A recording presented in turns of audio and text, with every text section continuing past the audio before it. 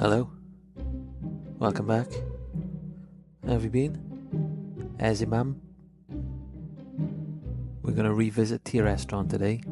For those of you who are new to the channel, Tir Estron is a fictional landmass that intermittently appears on Earth at random. No one knows where it comes from or why it appears.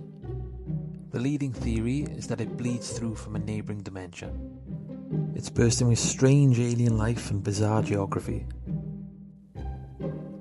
One of the things I'm doing on this channel is exploring Tir Estron through sculptures and model making. And I'm going to take you through the process from start to finish, from the design to the model making to the finished result. The last few videos took place in a jungle and a swamp, both very green, so I thought we'd visit the deserts and plains this time. So this thing just started off as a shape in my head. I knew I wanted it to look like a dart or a spear, but chunky. I also knew I wanted it to be a predator, but like a lion or a tiger, not like P. Diddy. You see a lot of herbivores with horns, but you don't see a lot of predators, so I thought I'd play around with that for a little bit. Sometimes when I design things, the shape comes first, and then you have to go through the fun problem-solving stage of figuring out why it's shaped like that, and why it would move the way it does, what would it eat, and so on. This thing has a long, rigid body with a big ungangly horn on the front, so it's not going to be able to turn very quickly. So the other option is that this thing's an ambush predator. But I don't see this thing jumping out of a bush, do you?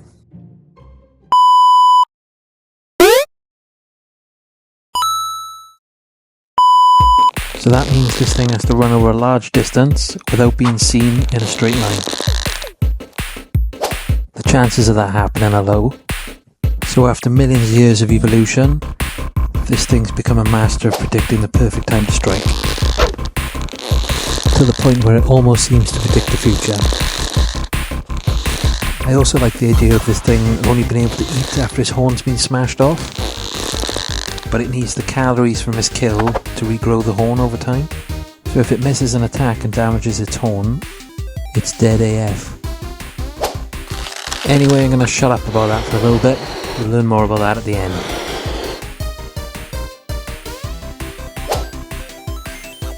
So what are we doing here? Bit of digital sculpting. Some people don't consider this real sculpting. I don't give a shit either way. All I know is I enjoy it. How am I meant to develop a nice Quasimodo hunch if I'm not squatting at a computer for hours every day? I thought the addition of a dew claw was a nice little touch. Adding little bits of anatomy that you recognise helps it feel a bit more real, I think. I wanted this horn and these mandibles to look a little bit like a helmet, and they would have large holes in that for the eyes to poke through. One thing I realised when I was sculpting this is that I put its eyes on the side of its head, which is more of a prey animal thing rather than a predator, so I slapped another pair of eyes at the front of its face. Which sort of fits the theme really, as this thing's meant to observe its prey and predict its movements. Perhaps each set of eyes picks up a different light spectrum. Look, it's my monster, I'll do what I want. Now I'm just dancing around the model a little bit. I don't like to work on one area for too long.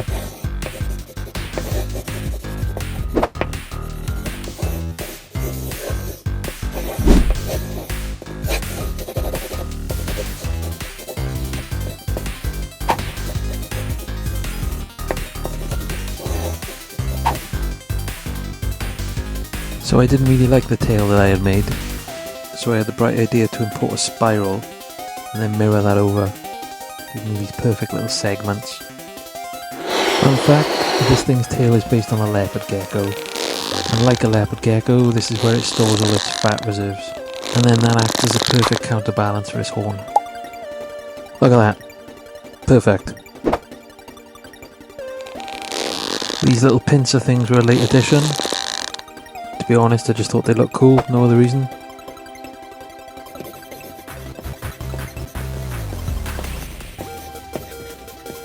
Now I'm just going to dance around for a little bit, doing those finer details. Things normally start to come alive a little bit more at this stage.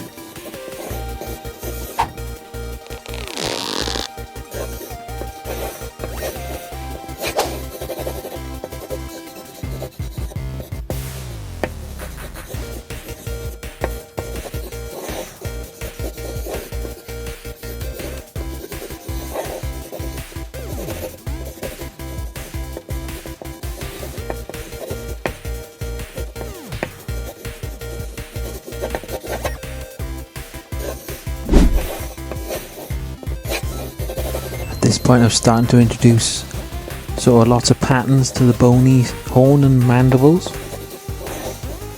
I want this horn to be quite ornate, almost like a crown. I think these are natural patterns, make it look more alien as well, which is what I'm going for.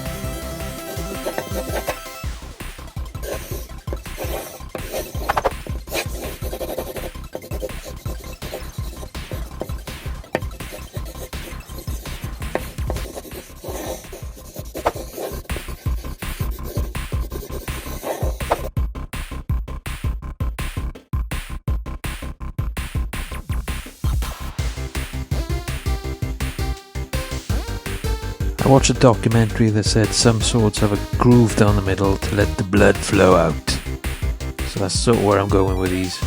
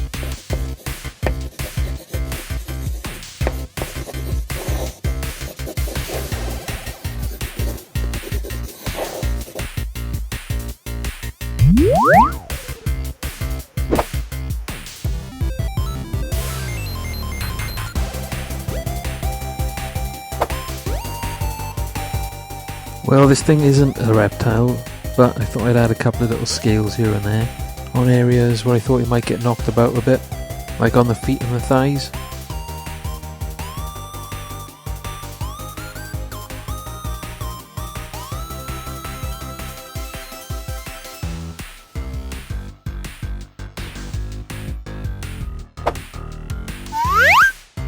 If you're wondering, this alpha comes with zebra.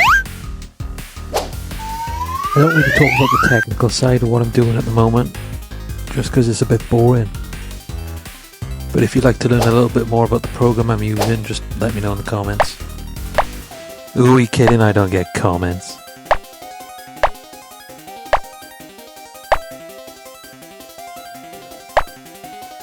When it comes to the texture of this thing, it's meant to look more like a toad rather than a lizard.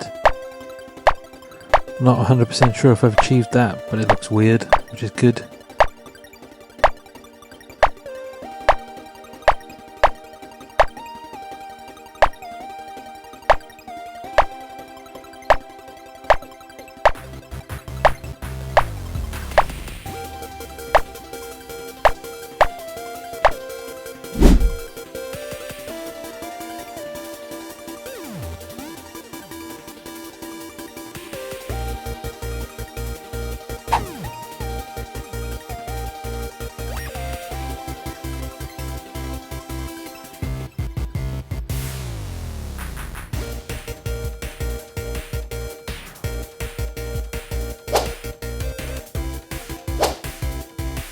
Ooh, we're getting close to the end. Now we're just doing the final pose.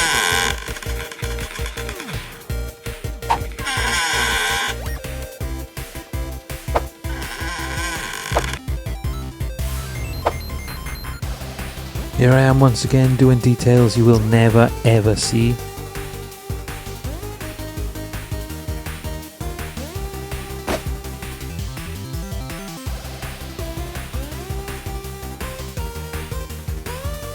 Well, this base stroke tree was meant to act as a support for the creature because I didn't trust all that weight on the one leg, but it ended up being fine. I didn't really need the tree in the end, but I used it anyway because it was cool.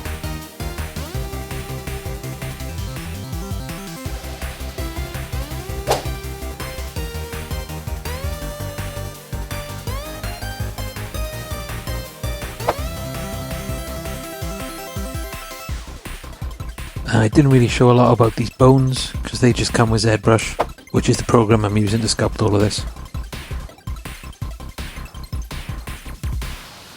Right, we are done.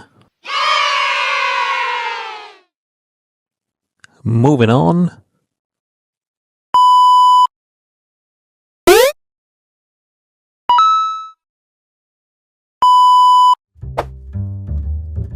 So here we are, all printed. That's a bit small. That's much more better.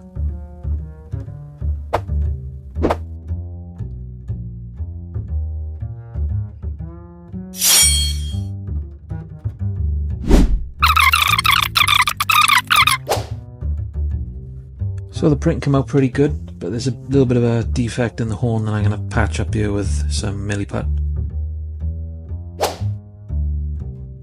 Milliput's pretty good at patching stuff, but it won't patch a broken heart. Then I'm going to smooth it off and blend the edges with some water and a cotton bud or a cued tip. Now I'm just drilling a hole in the foot in the tree so I can add a little bit of metal as a support so I can glue it down a bit better. So glued a little bit of metal in the foot, and now I'm just going to press the whole thing down in some half-cured milliput, and then I'm going to pull it out quickly after. It's going to leave me with a perfect little footprint that I can glue him into later. Now I'm going to slice this bitch up like it owes me money.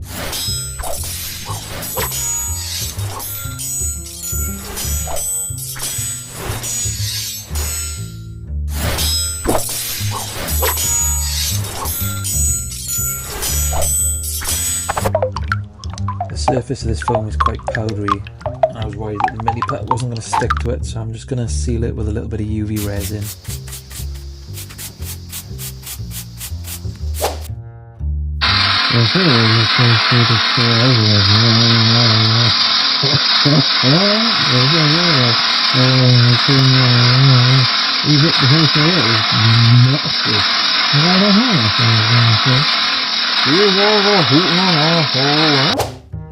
Well, that's the last time I go to a P. Diddy house party. Tell you that for nothing. That resin's all nice and cured now, so I'm just going to blob on some milliput so I can sculpt my terrain. If you want to save a little bit of time on this step, you could just mix up some plaster with some sand and some stones and blob it on. That'll probably work fine too.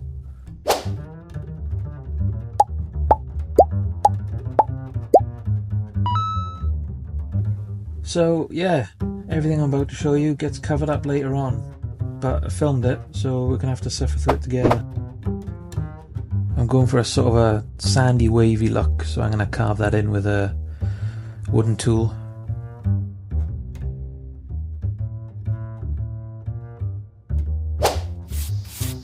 Now I'm just using a stiff brush with some water to smooth all that down.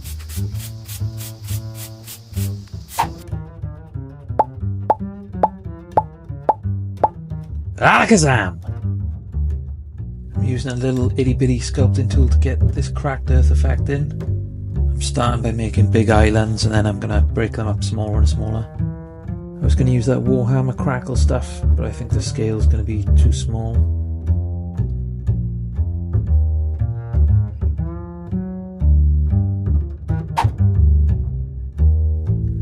I'm going to glue down some of those bones I printed. To any model makers out there, I got a question. Where's everyone getting these little easy to use super glue bottles? Cause this thing's like squeezing Wolverine's fucking bones. It's hard to get shots and my hands aren't shaking.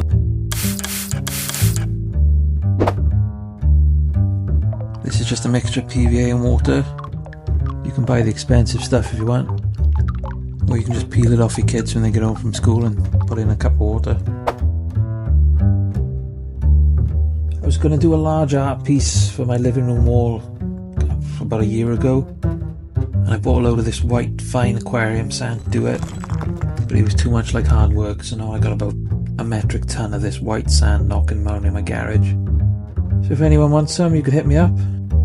You could use it to make a model, or maybe just throw it in someone's eyes.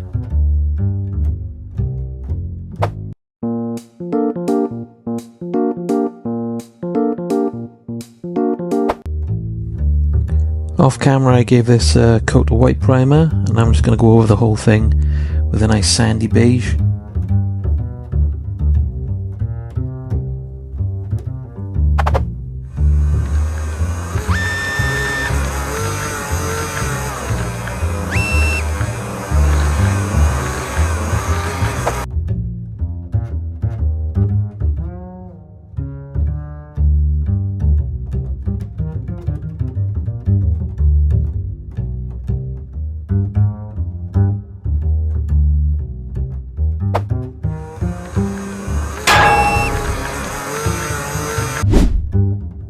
Just slapping some brown on this tree. I've been following some miniature painters online recently, and they'll use like 6 colours just to paint one piece of armour.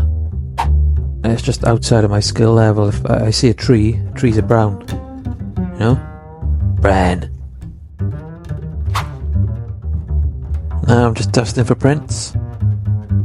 Get it? There's a footprint. Good stuff. These are just some pigment powders for that dusty effect.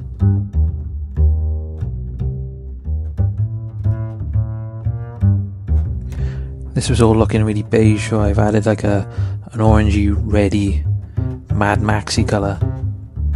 Witness!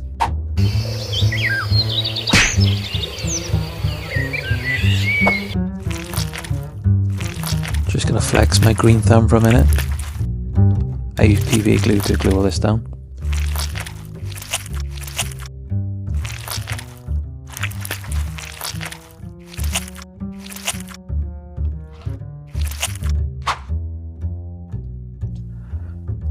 I got these little plants from Game of Grass.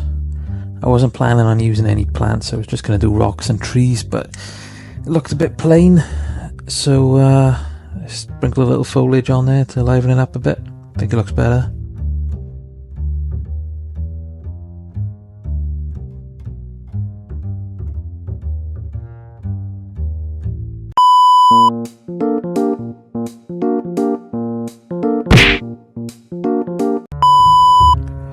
Right, now we're on to the beastie. I slapped on a nice thick layer of bone as an undercoat.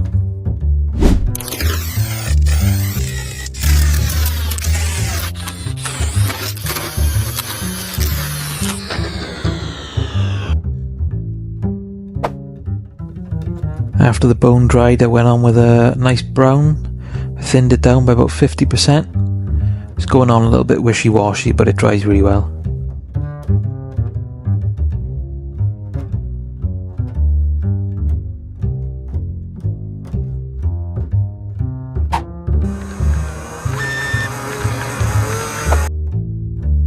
Once that was dry, I went over the scales on the legs with a darker brown.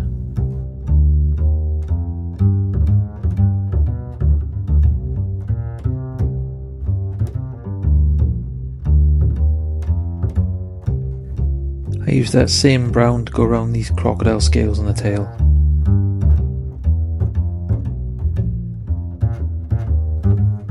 Now I'm just going over them again with a bone colour.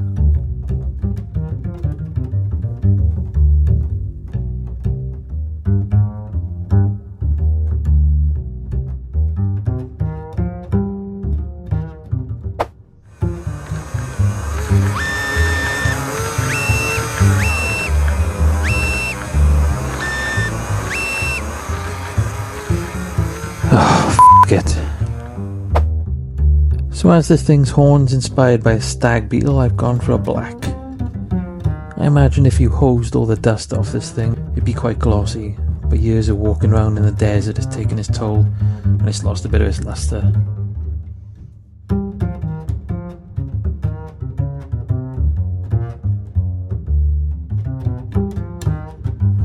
Now I'm just weathering it up with that original tan colour.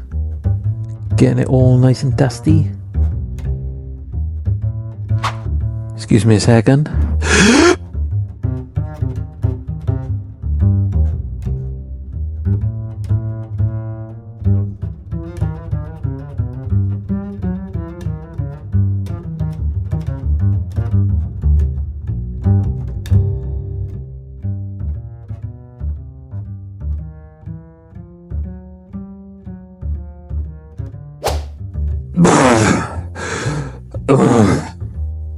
If you've ever had to paint eyes, you know what that's about.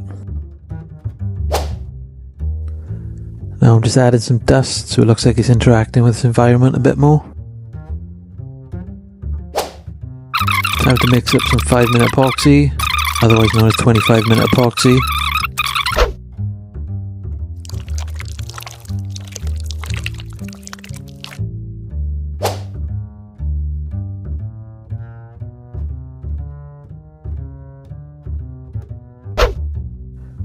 Now I'm painting the sides of the base with some black 3.0. This stuff is definitely a scam, don't buy it.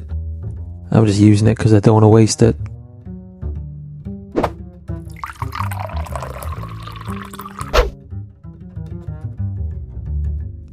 Gently. Gently. I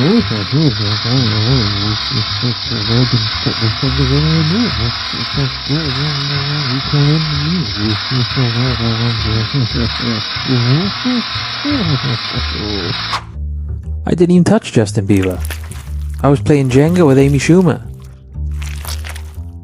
What was I talking about? Oh, yeah, we're done.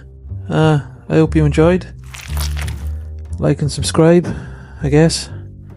We'll just have a little word from the TFES and we'll move on to our glamour shots. Bye.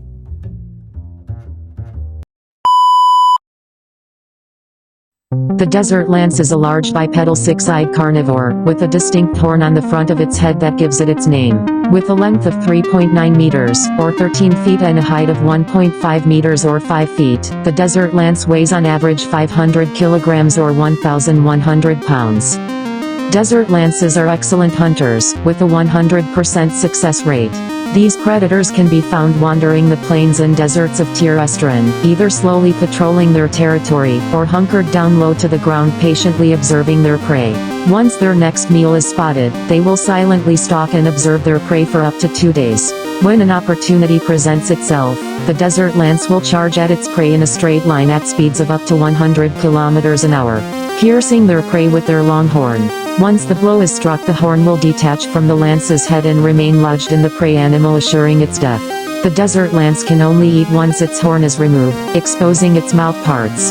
The lance will then gorge itself until it is almost immobile. It will then find a cave to hide in or completely bury itself. All nutrients from its kill will be stored in the lance's bulbous tail, and will sustain the lance for up to a year as it regrows its horn. If the lance fails at killing its prey but its horn is detached, the lance will not have enough stored energy to regrow its horn, ensuring its death. This ensures that only the lances with the best ability to predict their prey's behavior and external factors mate. This all accumulates into a creature that some researchers believe possesses true precognition, as lances have been observed avoiding obstacles that they could have no possible knowledge of. Autopsies of the desert lance's brain show that its prefrontal cortex is very large in comparison to the rest of its brain. Its powers of prediction seem to be more instinctual rather than any higher or intelligent thought. Mating is a simple procedure for the desert lance. They are hermaphroditic and there is no competition between specimens. The simple reason that a desert lance is alive proves that his genes are worthy of being passed on. After mating, both parties will produce young. Lances typically give birth to 3 large leathery eggs which they will care for up to 3 months. Once the eggs are hatched, the young will stay with their parent for 2 years before they make their own way. Brought to you by the Terror Foundation of Exploration and Science. We care.